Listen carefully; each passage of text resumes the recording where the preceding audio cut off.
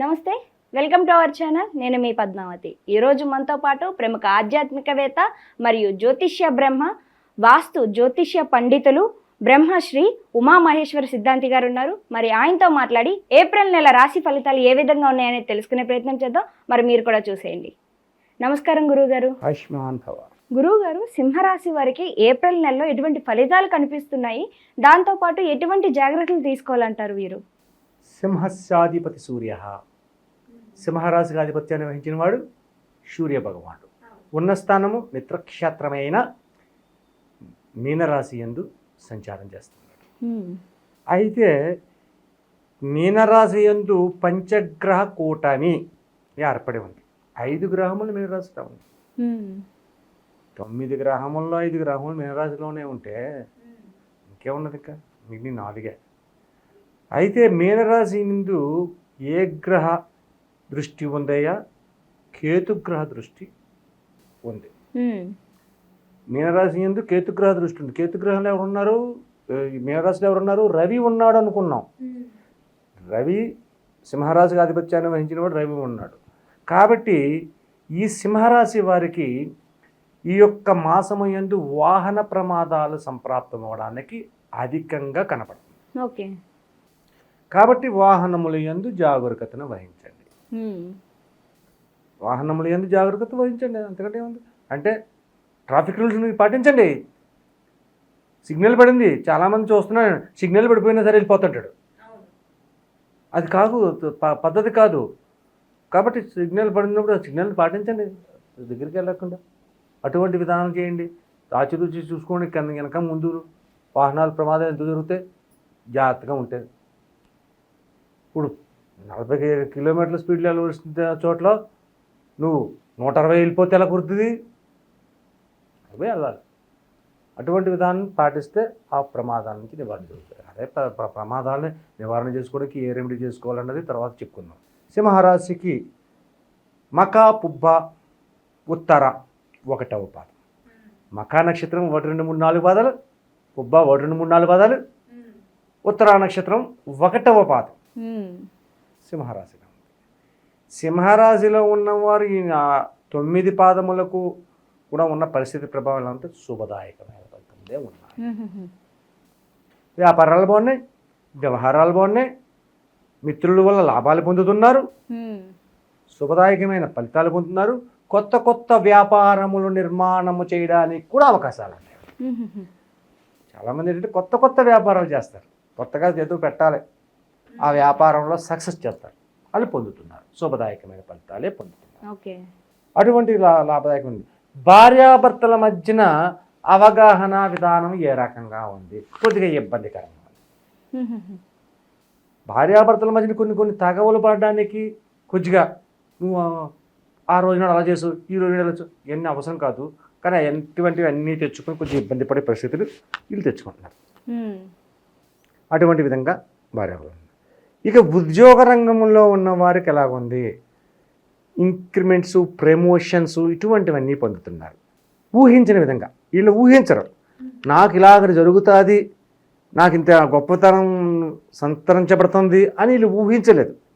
ఊహించిన విధంగా వస్తుంది.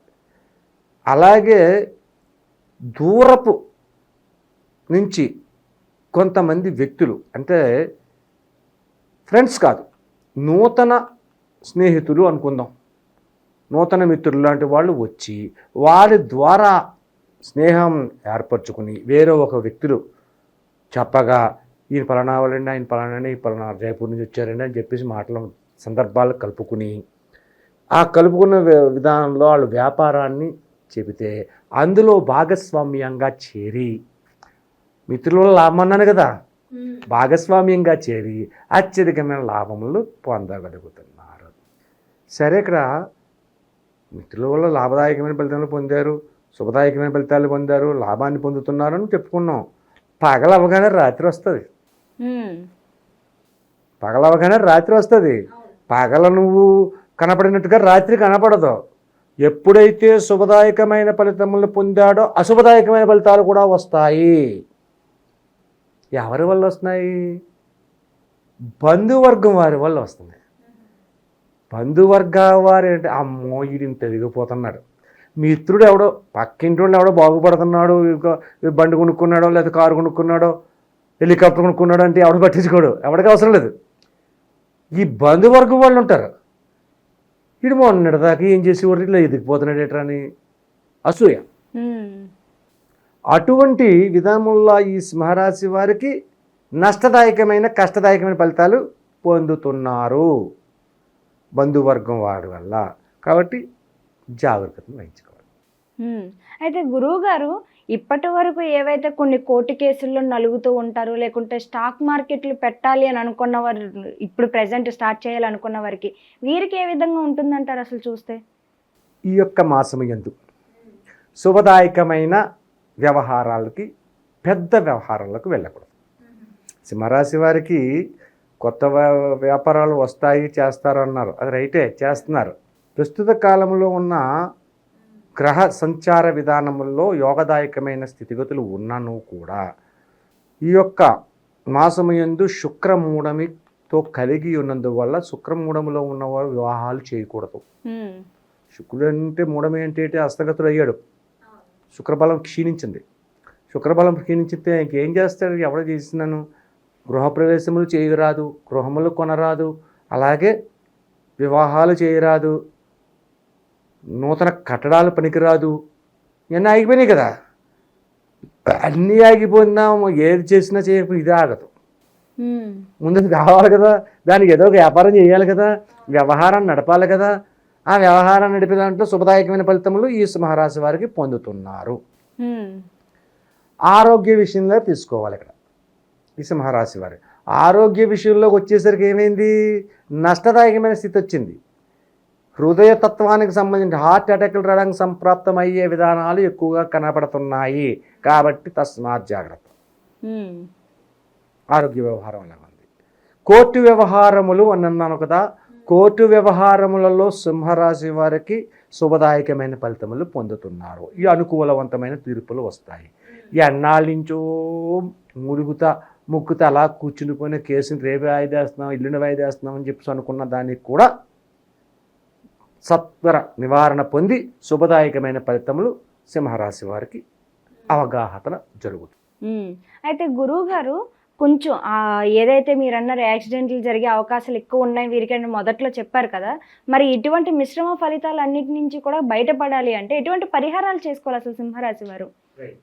ఈ యొక్క సింహరాశి వారికి ఆదిత్య హృదయము అని ఉంటుంది. ఆదిత్య హృదయాన్ని చదవండి. ప్రతిరోజు ఉదయకాలనే లేవండి, శుభ్రంగా తలస్నానం చేసిన తర్వాత ఆదిత్య హృదయాన్ని చదవండి. ఆదిత్య హృదయాన్ని చదివి ఒక సూర్య నమస్కారాన్ని చేయండి. సూర్య నమస్కారాన్ని చెయ్యమన్నాం కదా అని చెప్పేసి లోపలికి వెళ్ళి ఏదో చేతులలో ఆడించేస్తారో అది కరెక్ట్ కాదు. సూర్యునికి నమస్కరించే విధానంలో చేతులు రెండు ఇలా పైకి ఎత్తాలి. చేతులు పైకి ఎత్తి మనసులోని సూర్య భగవాన్ని తలుచుకుని నమస్కరించుకుని ముందు నమస్కారానికి వెళ్ళినప్పుడే ఒక చెంబుతోటి నీళ్ళను పట్టుకెళ్ళాలి. చెంబుతో నీళ్ళను పట్టుకెళ్ళి ఆ నీళ్లు కింద పెట్టి సూర్య నమస్కారాన్ని చేసి ఆ తదుపరి వంగుని రెండు చేతులు అరచేతులు రెండు భూమికి ఆనించి అవి కళ్ళకు అద్దుకుని నమస్కరించి భూమాతకు కూడా నమస్కరించాలి. నమస్కరించిన తర్వాత ఈ చెంబులో ఉన్న నీళ్లను కుడి చేతిలోకి పోసుకొని ఇలాగా 3 లైన్ల కింద పోయాలి. పోసిన నీళ్ళని చేసిన తర్వాత మళ్ళా సూర్యుడికి తిరిగి నమస్కరించి 3 ప్రదక్షిణలు చేయాలి. ముమ్మారు దాని చుట్టూగా ప్రదక్షిణలు చేసి మనసులో ఉన్న ఆలోచనలు ఏవైతే ఉన్నాయో, కోరికలు ఏవైతే ఉన్నాయో ఆ నమస్కారం సూర్యుడికి నమస్కరించాలి. సూర్యుడికి నమస్కరించిన తర్వాత ఈ నీళ్లను తీసుకెళ్ళి వెళ్ళి బయట పారబోయకూడదు, వారే సేవించాలి. మిగిలిన నీళ్ళను ఆ నీళ్ళను సేవించుకోవాలి. ఆ తర్వాత ఆలయానికి వెళ్ళండి, విష్ణు ఆలయానికి వెళ్ళండి, శివాలయానికి వెళ్ళండి. ఎక్కడికి వెళ్ళినా పర్వాలేదు, ఏ దేవాలయానికి వెళ్ళినా లేకపోతే అమ్మవారి గుడికి వెళ్ళినా ఎక్కడికి వెళ్ళినా నష్టదాయకమే కదా. ఏ దేవుడినైనా పూజించడానికి అర్హత కలిగి ఉంటారు. అయితే ఆ రోజు నాడు గోధుమ రవ్వ అనేది ఉంటుంది. గోధుమ రవ్వతో చేసిన లడ్డు చేస్తారు. గోధుమ రవ్వతోటి లడ్డు చేస్తారు. ఇంట్లో ఆడవారు ఈయన చేస్తున్నారు, మగవారు ఇలా చేసుకున్నారు అనుకోండి, ఇంట్లో ఉన్న ఆడవారు శుభ్రంగా గోధుమ లడ్డుతోటి చేసి, రవ్వ లడ్డు ఏదో అంటారు దాన్ని, అందులో శుభ్రంగా చేసి ఆ రవ్వ లడ్డుని దేవుడికి మీరు వెళ్ళిన ఆలయంలో నివేదన చేసి 11 మంది తక్కువ కాకుండా 11 మందికి తక్కువ కాకుండా ఆ రవ్వ లడ్డుని పంచాలి. ఉదయకాలాన్ని పంచిన తర్వాత సాయం సంధ్యా సమయం అవుతుంది. సాయం సంధ్యా సమయం అయిన తర్వాత మళ్ళా శివాలయానికి వెళ్ళాలి. శివాలయానికి వెళ్ళి శివుడికి నమస్కరించుకుని అక్కడ ఉన్న యాచకులు ఎవరైతే ఉంటారో ఆ యాచకులకు మీకు తోచిన, ఇంట్లో తయారు చేసిన స్వీట్ అక్కర్లేదు, బయట కొన్నది ఒక పసుపు రంగు వర్ణం కలగాలి. పసుపు రంగు వర్ణం అంటే బూందీ లడ్డు ఉంటుంది. ఆ బూందీ లడ్లు ఓ 1/4 కేజీ 1/2 కేజీ కొనండి, పట్టుకెళ్ళండి. ఓ 2 రూపాయలు 3 రూపాయలు 5 రూపాయలు ధనం తీసుకొచ్చి ఆ లడ్డు 2 రూపాయలు ఇటు ఒక్కొక్కరికి 11 మందికి తక్కువ కాకుండా, ఇక్కడ కూడా 11 మందికి తక్కువ కాకుండా పెట్టాలి. అది పంచాలి. పంచిన తర్వాత ఇంటికి వచ్చి శుభ్రంగా ఆ రోజునాడు కింద పడుకోకలేదు, మామూలు మనసు మీదే పడుకోవచ్చు, తప్పేం కాదు. ఆ రకమైన రెమెడీని ఆచరించాలి. ఈ ఆచరిస్తే 11 విధములైన రవ్వ లడ్డూలు, 11 విధములైనటువంటి లడ్డు ప్రసాదాన్ని ఎప్పుడైతే పంచడం జరిగిందో ఈ యొక్క విధానాల్లో శుభదాయకమైన ఫలితాలు పొందడం అనేది జరుగుతుంది. కాబట్టి 11 మందికి పెట్టాలి, 11 కంటే తక్కువ ఉండకూడదు. 11 అన్నాం కదా అని చెప్పేసి 11 మంది కాకుండా 22 మంది పెట్టండి, 22 44 మంది పెట్టండి, తప్పులేదు, పెంచవచ్చు, ఎంతైనా పెంచవచ్చు. కానీ 11 తగ్గకూడదు, 11 సార్లు ఉండాలి. ఆదిత్య హృదయాన్ని చదవాలి, ప్రతిరోజు ఆదిత్య హృదయాన్ని చదువుకోవాలి. అయితే ఆదివారం నాడు ఈ యొక్క లడ్లు శివాలయ దర్శనము, లేకపోతే రామాలయ దర్శనము, లేకపోతే వెంకటేశ్వర స్వామి దర్శనము, పూజ వెంకటేశ్వర స్వామి దగ్గరికి వెళ్తే అష్టోత్తర పూజ చేయించండి కృష్ణతులసి ఆకులతోటి. రామాలయానికి వెళితే శుభ్రంగా అష్టోత్తర పూజ చేయమనండి, చేస్తారు. శివాలయంలోకి వెళితే అభిషేకం చేయించండి. మల్లెపూలు దొరుకుతాయి, ఏప్రిల్ నెల కాబట్టి మల్లెపూలు దొరుకుతాయి. మల్లెపూలతో ఒక దండ చేసి వచ్చిన దండ ఆ శివాలయానికి వేయండి, సంపూర్ణమైన ఫలితాన్ని పొందగలుగుతారు. చాలా చక్కగా వివరించారు. సింహరాశి వారికి ఎటువంటి ఫలితాలు కనిపిస్తున్నాయో పాటుగా ఎటువంటి రెమెడీస్ చేసుకోవాలో కూడా చాలా చాలా వివరంగా ప్రతిదీ కూడా వివరించారు. ధన్యవాదాలు గురువు. ఆయుష్మాన్.